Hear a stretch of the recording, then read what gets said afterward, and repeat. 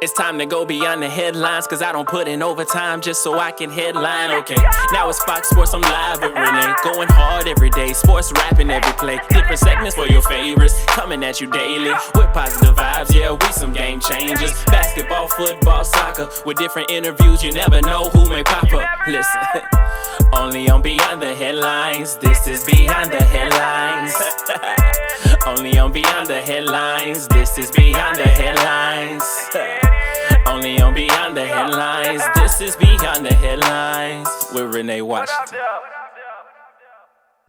Here to join us on Beyond the Headlines with Renee Washington, we've got Caitlin Murray, a sports journalist with Yahoo, The Guardian, and ESPN, also an author of The National Team, the inside story of the women who changed the game. To talk all things women's soccer, Caitlin, welcome to the show. Yeah, no problem. Thanks for having me.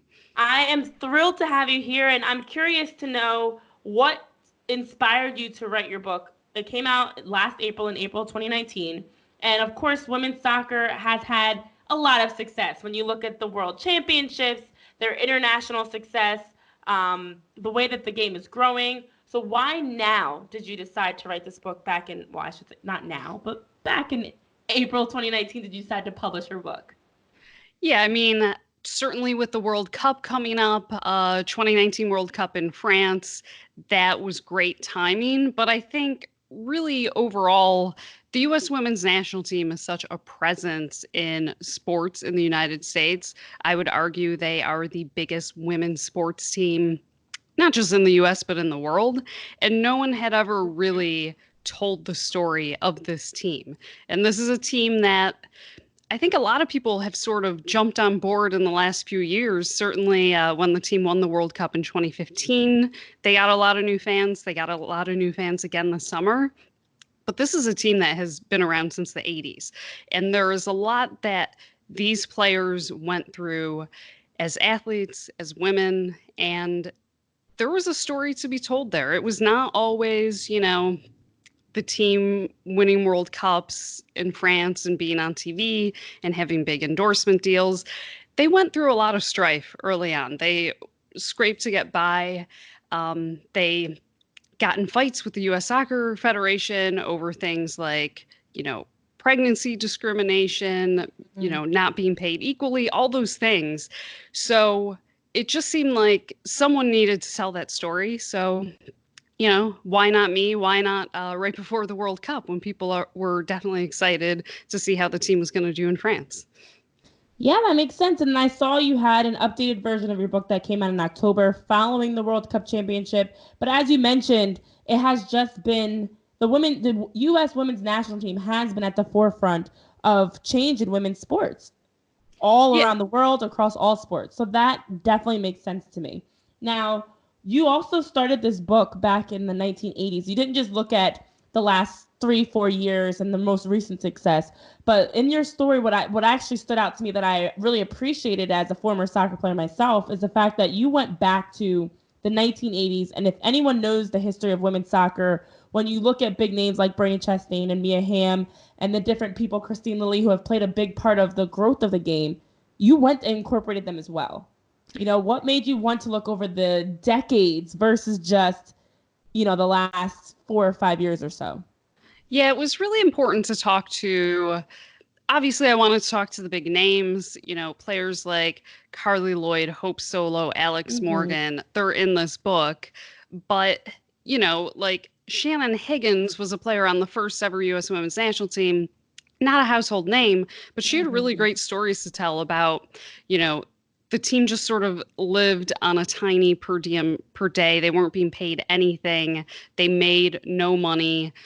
Players had to give up having jobs. Some of them just had to live with their parents maybe longer than they wanted because they loved playing soccer and that was the only way it was going to work. So being able to talk to those players and hearing their perspective, because these players joined the team in, the 80s and the 90s, before it was what we know today as the U.S. women's national team, before it became this thing where, every little girl who's playing soccer right now is aspiring to be on the team. In the 80s and 90s, it wasn't like that. There was no money.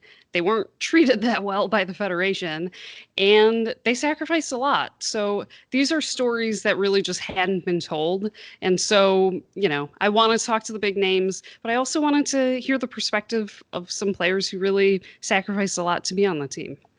Yeah, yeah. And you know what? That's something that I openly tell people when I decided to step away from soccer and had the opportunity to play in the NWSL. That was something that to me stood out. It's like you're playing for the love of the game. You're playing, you're not getting the salary, the accommodations, the professional feel that you might have in other sports, especially in male sports. You are playing for the love of the game, and you're playing for the future generations to have something to look forward to. And that is hard. I mean, as you talk about with how the game has progressed for women's soccer, and it's the same for all women's sports. You look at where it was 10, 20, 30 years ago to now, there have been improvements, but it's definitely not done yet. And I love that you took time to have these conversations, having over 100 interview, around 100 interviews. It's not like it was just a few personalities that you talked to, like you mentioned, with an Alex Morgan or Hope Solo. You talked to hundreds, dozens of people, I should say, to be able to get so many perspectives. Are there any stories, without spoiling too much, because I don't want to, I know we talked about this before the interview, I don't want to spoil too much. Are there any stories that you recall throughout your conversations that really stood out to you as maybe like a surprising, wow, like you can empathize, you can feel for that person and what they're saying and explaining from their experiences? Yeah, I mean, I think what's really interesting is that right now, I would say in the current climate, there is a lot of discussion of equal pay and issues around equity and how women are compensated compared to men. The U.S. women's national team has sued U.S. Soccer, and that has been really at the forefront of the conversation of women in sports. And it was interesting working on this book, sort of hearing how this lawsuit and this issue now sort of seems like it came out of the blue. No one really knew that the players were so upset with the Federation. But as I worked on this book, I realized they had been laying the groundwork for this lawsuit, for this fight since the very beginning. And it was really interesting hearing a story where Julie Foudy and Mia Hamm were sitting in a boardroom with the president of U.S. Soccer at the time, Bob Consiguglia. And they sat there and they told him to his face, "We're never going to play soccer again if you don't treat us better." And I mean, sort of imagine just sitting in a meeting with your boss and telling him off and saying, "Look, if you don't treat me better, I'm walking." Like, it took a lot of courage to do that, because it's not as if at this time in the 1990s, they had backup plans. They, could go play soccer in Europe and make a bunch of money or something. That just wasn't the case. So they were really putting a lot on the line, really putting themselves out there when they did that. And ultimately, that worked. I mean, people should read the book to sort of get the full story, because there's a lot to it, but that sort of set the groundwork for the women being able to push back against U.S. Soccer and getting better treatment, getting accommodations that were similar to the men, getting payment where they could actually make a living playing soccer. That was sort of, I would say, the start of all of this, and we still see it today. We still see the players advocating for themselves and standing up against U.S. Soccer. Yeah, that is incredible to have that courage to really be able to put your career aside and say, you know what, this is what we're gonna do unless something changes. And you talk about two of the best players to ever play women's soccer, or just soccer in general, that had the strength and belief that they were really willing to put aside their own careers to do what was best for the next generations. And someone that I feel like really embodies that is Megan Rapinoe. I mean, we've seen her openly advocating and protesting and speaking out on change in women's sports beyond just soccer, but in all women's sports, and was rightfully voted FIFA's best women's player on the planet. But, she's someone that, as you talk about all these things, has really taken this fight to the next step and helped to continue and being someone that, is transcendent across a lot of different demographics and areas. So can you touch on the work that we're seeing now? You've done a lot of coverage on the past and leading up to this moment. But as we get into 2020, new decade, everyone's like, new year, new decade, new me. But I feel like there's a huge turning point. We saw the WNBA have their CBA announced. We've been hearing and seeing a lot around women's soccer. I do feel a turning point in women's sports, and Megan Rapinoe is at the forefront of that. Yeah, I think Megan Rapinoe is someone who, she has been on the team for a long time, but certainly when I wrote my updated version of the book, my book ended around 2017, 2018. And then my update takes us to now, basically. And there is a ton of Megan Rapinoe in all of the new stuff because she has sort of taken the conversation to another level, because she is someone who is willing to kind of lean into all the off-field stuff that's going on. I think everyone who wasn't living under a rock knows about, Donald Trump tweeting her during the World Cup and her having to deal with that. And she backed it all up by playing sensationally and being the best player in the World Cup. And she's a really good player, and she doesn't let the off the field conversations distract her. She really embraces it. And I think she is the sort of voice that women's soccer needs, women's sports needs, because she is so eloquent and so willing to talk about these issues in a way that is really thoughtful. And I think we have seen that because of not just the success that the U.S. women had in France for the 2019 World Cup, but the fact that they have been willing to openly talk about it. And Megan Rapinoe, of course, has been sort of the leader, but they've all been willing to talk about it. I think that has sort of put a new spotlight on these issues. And, we don't know what's going to happen with the equal pay lawsuit that is still going on. I think the trial is set for right before the Olympics, so we'll see what happens with that. But I do think this is sort of a turning point, whereas before, when the team would have a lot of success or people would be talking about the team, it was sort of seen as just sort of like a surge in popularity, like any team. Whereas this feels more like a movement. It feels like it's about something bigger than just soccer. So I expect that to continue. I mean, I do think if they have success this summer in the Olympics, that would help a lot. But I do think that the conversation has really changed a lot. Yeah, I could not agree more. I mean, that is the biggest thing is Megan Rapinoe is unapologetically herself. She has no shame, no guilt, she is openly out there promoting and speaking on behalf of the need for change. And as you mentioned, it's not just her, which makes it even more powerful. It's a united front in the fact that everyone is on social media at different events, whether that's a sporting event or whatever it may be, just taking time to continue to push the needle and push the conversation. So yeah. I'm curious for you, having worked so closely over the years with these interviews and the stories that you've been getting, aside from all the perspectives and experiences you've gotten specifically from the soccer side, for the change side of things, because we are, as we talk about this, in the process of watching change in women's and sports in front of us. Like it's happening as we speak.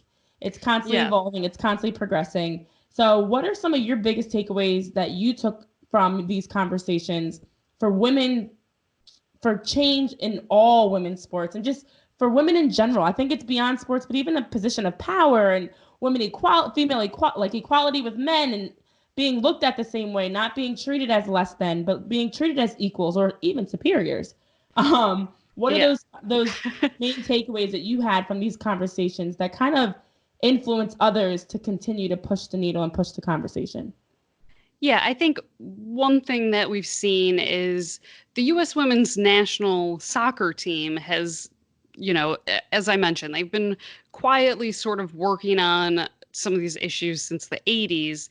And in more recent years, they sort of embraced being a leader. And we've seen that in the U.S. women's national team offering advice to the hockey players for the national team, to WNBA players. They just had a new CBA come out that, the players were very pleased with, and they sought advice from some players on the soccer team.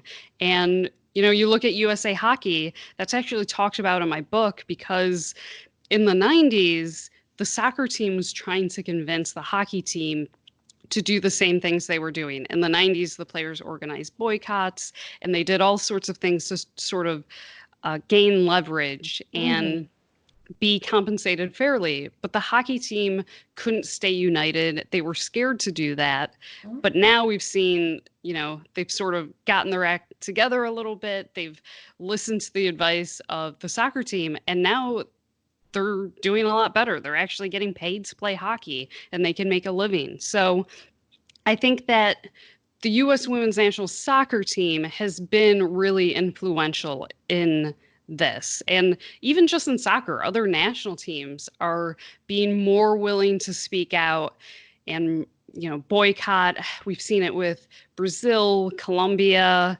In Denmark, they achieved a deal where the women were getting paid equally to the men. We're seeing it a lot more. And I think that the U.S. women's national team is a really good sort of entry point into these conversations because they have been so successful. They are household names. People love them.